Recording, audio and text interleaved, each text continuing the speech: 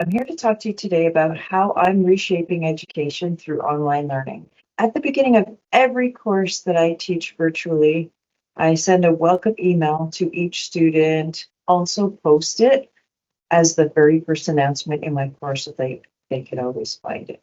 I get students to help each other. I'm looking for volunteers in this particular one to help another student.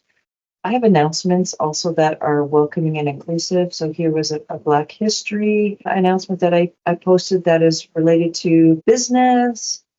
Here's another one that had to do with Sikh Heritage Month and so on. So I don't want to overload my students with announcements, but I try to do a very good job of keeping them informed without overwhelming them.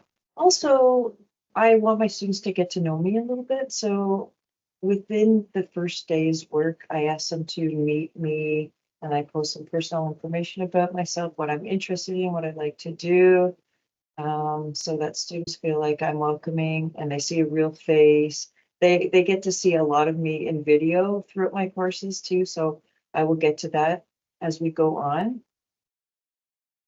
I like to keep my students organized and on track by using a daily agenda in my course, so every single day of the course. But day by day, there is very specific instructions of how they are supposed to interact with the course in Brightspace, and it keeps them organized and it is consistent. They know where to go every day. They know what to do. So they have very few questions about what is required of them on a daily basis. I like to respond to my students on a very quick basis. So I've set some guidelines for myself so that when students reach out to me, want to respond to them within an hour, because often when they're working through accounting problems or a project and they get stuck, they can't move on until they get some information from me. So I try to be quick. If they email me out of hours, my goal is to respond to every email I got within the first hour of each so that they know I'm always there for them.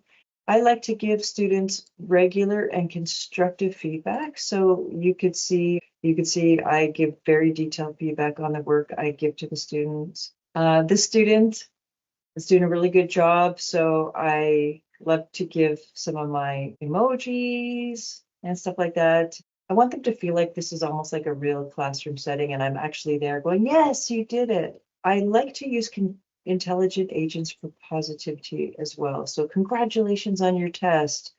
Congratulations on this. Congratulations, a lot of congratulations. And they'll get an automatic email. It's going to be like, dear, and it'll say their name. You nailed the chapter 6 test. Well done. I'm so proud of you. Sometimes I say in these, this is not easy to learn on your own. Keep up the good work. I'm so proud of you. Stuff like that. So I really like to use intelligent agents to keep positive tone in my class as well as keep my students on track. I'm very fortunate that I have the ability to teach 6 sections of e-learning this year. So that gives me the ability to be available all day when students want to meet. I get my students to book a one-on-one meeting with me anytime they want, whenever it's good for them. So they can do that easily here. I also use a spreadsheet that I use to keep track of information on my students. I use it as a learning profile. I have a welcome survey at the beginning of the course that I ask students what their goals are in the course, and I put some information here. I need to know about these students. This student has ADHD. This one becomes overwhelmed easily, never feels like she's doing enough. I keep track of these things, and then when I have communications with these students, I keep conversations that I've had with them. I copy and paste. You can see here that my notes pop up. So when I have a communication from these students, I have 100 students. And so when I get an email from one, I sometimes ask myself, oh my goodness, is this the one that his mom was in a car accident? Sometimes they have the same name, stuff like that. So I flip to my spreadsheet here and I can see their profile and I know the conversations I had with them and stuff like that. I really love this. It's working well for me. I highly recommend that. And as you learn more about your students, you can become closer to them and tailor your instruction to what they need. I make lots of videos in my courses. So I have some how-to videos. All of my lessons in accounting have a video. So here's a video right now. So every one of my lessons in accounting follows the same sort of flow so that students get in the groove. They know There's a bit of information. They have a video that I made myself, so it's me, my voice. I also like to give feedback, detailed feedback on my students' work.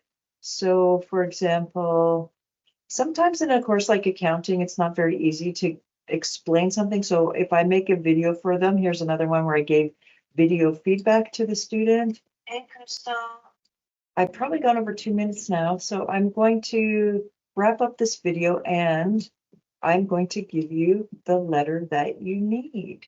The letter for you is the letter E. This reminds me of Sesame Street.